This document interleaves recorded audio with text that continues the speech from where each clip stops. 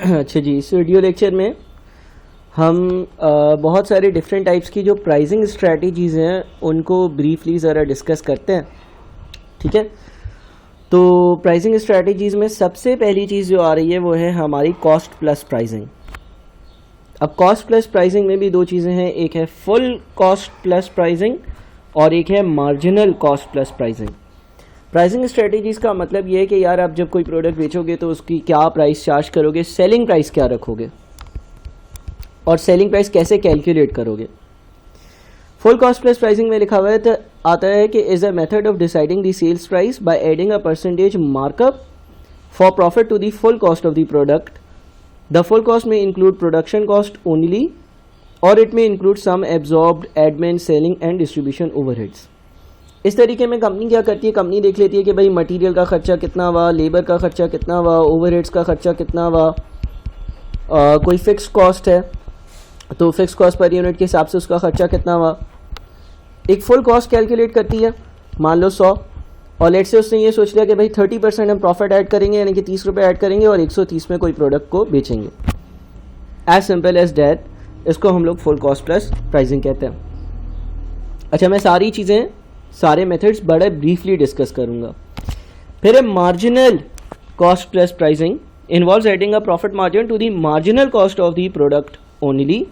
और marginal cost का क्या मतलब है, मार्जिनल कॉस्ट का मतलब ये है कि हर वो कॉस्ट जो चेंज हो, यानी कि इन दोनों मेथड्स में मेन डिफरेंस क्या है कि भाई जो दूसरा वाला मेथड है उसमें कोई फिक्स कॉस्ट का एलिमेंट नहीं होगा, सिर्फ मार्जिनल कॉस्ट होगी। मार्जिनल कॉस्ट क्या होती है, change in cost if one additional unit is produced, और मार्जिनल कॉस्ट में प्रॉफिट को ऐड कर देंगे और अपनी सेलिंग प्राइस पर आ जाएंगे।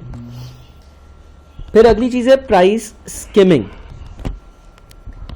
Involves charging high prices when a new product is first introduced on the market.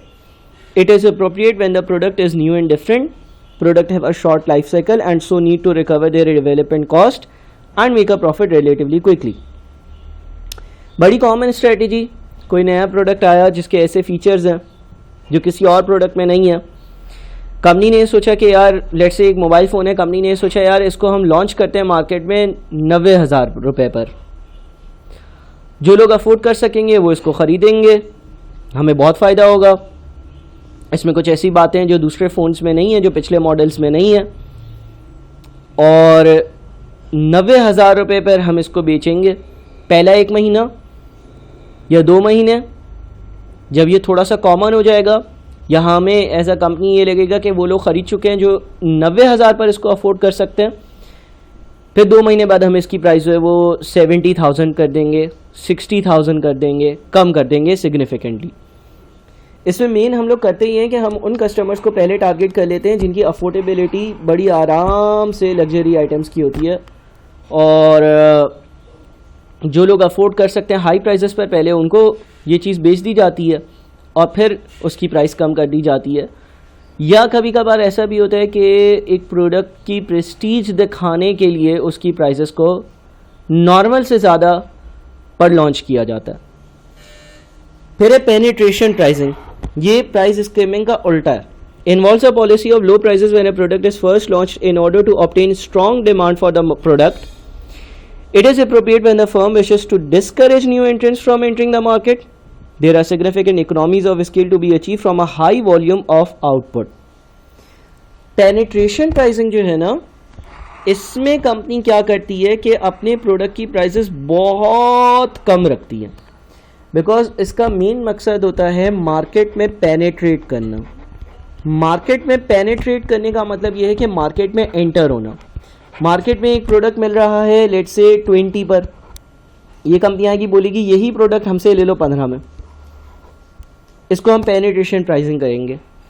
ये इसलिए करा जाता है कि अगर फॉर एग्जांपल आपकी कोई नई कंपनी है और अभी वो इतनी ज़्यादा मार्केट में पॉपुलर नहीं है, तो आप कम प्राइस पे प्रोडक्ट बेचते हो ताकि सारे कस्टमर्स आपकी तरफ आ जाएं। बाद में आप अपनी पॉलिसीज़ को चेंज कर सकते हो, ठीक है। या ये तब किया जाता है जब कंपनी ये सोचती है कि यार हम किसी और को इस बिज़नेस में घुसने ही नहीं देंगे, हम इतनी कम सेलिंग प्राइस रखेंगे और इतने कम मार्जिन पर काम करेंगे कि कोई और यहाँ पर घुसने का सोचेगा भी नहीं। इसको हम पेनिट्रेशन प्राइसिंग कहते हैं। फिर इसी तरह से कुछ और पॉलिसीज़ हैं। Complementary product pricing, complementary products are sold separately but are connected and dependent on each other for sales. They are goods that tend to be bought and used together. An organization may decide the selling prices for the products in a single pricing policy decision. For example, selling razors at very low prices while selling the blades for them at a high profit margin. Company may also decide to set very low selling price for all the complementary products so that the expected sales demand for each is consistent. Complementary product pricing का मतलब ये है कि दो products की prices के बारे में एक साथ मिलकर strategy बनाना, और जनरली ये कॉम्प्लीमेंट्री प्रोडक्ट्स पर अप्लाई होता है। और कॉम्प्लीमेंट्री प्रोडक्ट्स वो होते हैं जो एक साथ इस्तेमाल हो रहे होते हैं। जिस तरह से इसने कहा कि सेलिंग रेजर्स एंड ब्लेड्स, अब कंपनी ने रेजर्स और ब्लेड्स दोनों बनाने और उसकी एक मिलाकर प्राइस डिसाइड करनी है कि रेजर्स और ब्लेड्स हम कितने के रखें। तो जब मैं एक साथ दो प्रोडक्ट्स की प्राइजेस को डिसाइड करता हूँ उसको मैं कॉम्प्लीमेंट्री प्रोडक्ट प्राइसिंग कहता हूँ।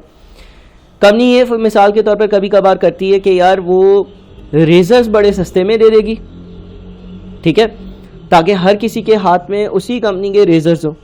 अब उसमें ब्लेड्स ने फिक्स होना, वो भी उसी कंपनी की ब्लेड्स ने फिक्स होना। ब्लेड्स की जो प्राइस है ना वो बहुत हाई रख दे। या फॉर एग्जाम्पल कोई गेमिंग कंसोल है, पूरा का पूरा गेमिंग कंसोल 10,000 रुपये का होगा, उसमें रिमोट और जॉयस्टिक और गेमिंग कंसोल और दूसरे जो वायर्स की ज़रूरत होती है सब होगा। लेकिन एक बार वो बंदा वो गेमिंग कंसोल ख़रीद लेगा कि यार मेरे पास तो अब गेमिंग कंसोल है, मैं गेम्स खेला करूँगा, तो गेम की एक एक सीडी 4-4 हज़ार की होगी।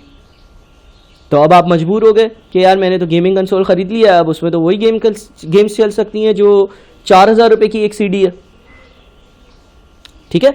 तो मिलकर प्राइस को डिसाइड करना दो ऐसे प्रोडक्ट्स की जो एक साथ कॉम्प्लीमेंट्री। अच्छा, ये ज़रूरी नहीं है कि एक की प्राइस ज़्यादा और दूसरी की कम रखूं, किसी भी तरह से दोनों प्रोडक्ट्स की स्ट्रैटेजी को साथ के मिलकर डिसाइड करने को हम कॉम्प्लीमेंट्री प्रोडक्ट प्राइसिंग कहते हैं।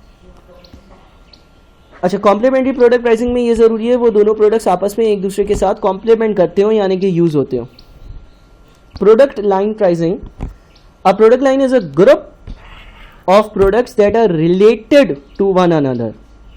There are a range of product line pricing including setting prices proportional to full or marginal cost with the same percentage profit for all products, setting prices reflecting the demand relationship between the products.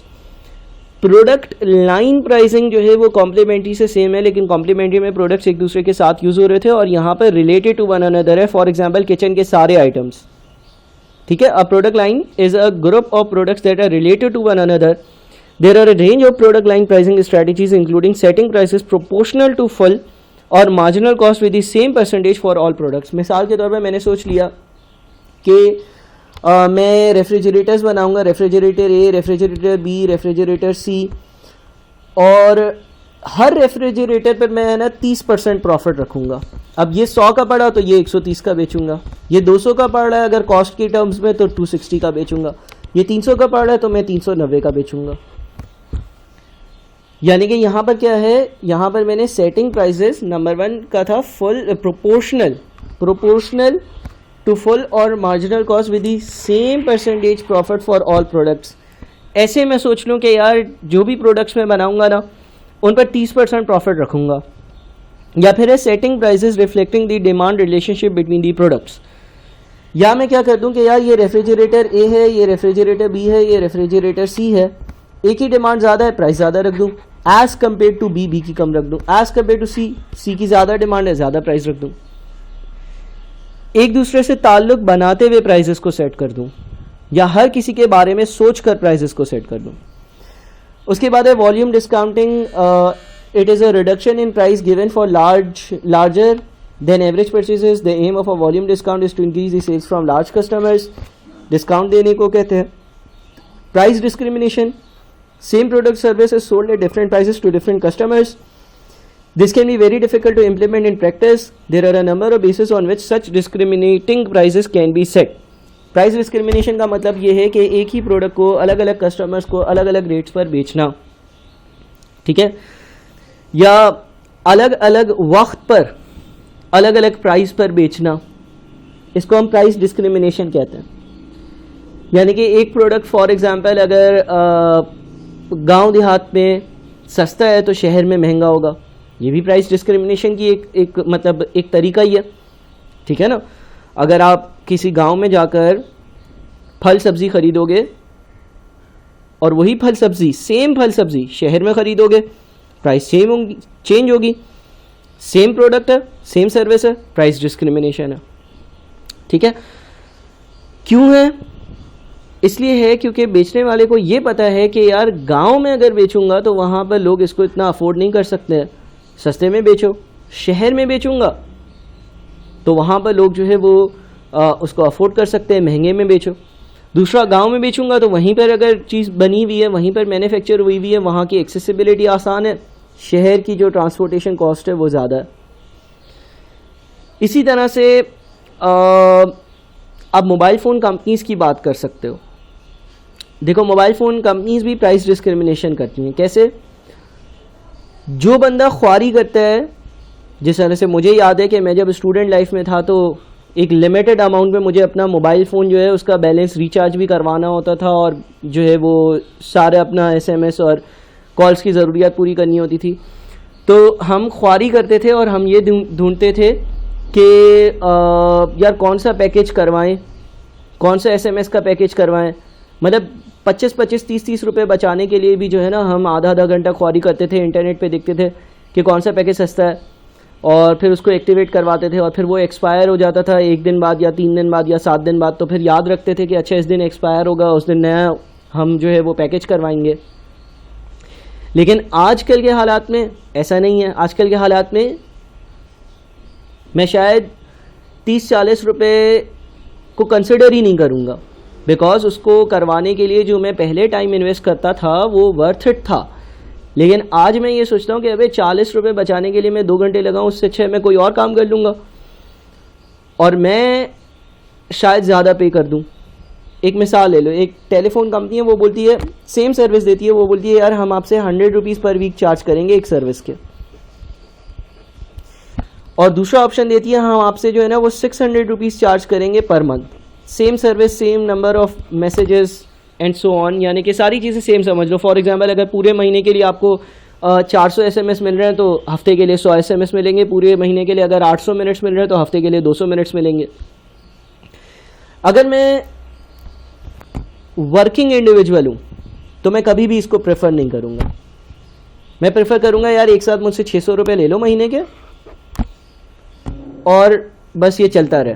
मेरे पास time नहीं है हर हफ्ते बैठकर मैं जो है ना वो नया पैकेज एक्टिवेट करवाऊँ। लेकिन अगर हाँ शायद मैं स्टूडेंट होता तो मैं क्या करता, मैं बोलता अबे भाई पागल हूँ क्या, मैं 200 रुपये ज़्यादा पे करूँ, मैं हर हफ्ते जो है वो एक शॉर्ट कोड डायल कर पैकेज एक्टिवेट करवा लूँगा। तो with the passage of time चीज़ें चेंज हो जाती हैं, ठीक है। चाहे वो एज के साथ हो, चाहे वो इस फैक्टर के साथ हो कि आपके पास अब टाइम नहीं है, पहले टाइम होता था, या बहुत सारी बातें और भी हो सकती हैं। तो कंपनीज क्या करती हैं, प्राइस डिस्क्रिमिनेशन करती हैं। प्रोडक्ट सेम है ना, प्रोडक्ट सेम है, वही है कॉल और मैसेजेस। एक एग्जांपल दिए मैंने, सेम प्रोडक्ट के डिफरेंट रेट्स चार्ज करती हैं, ठीक है।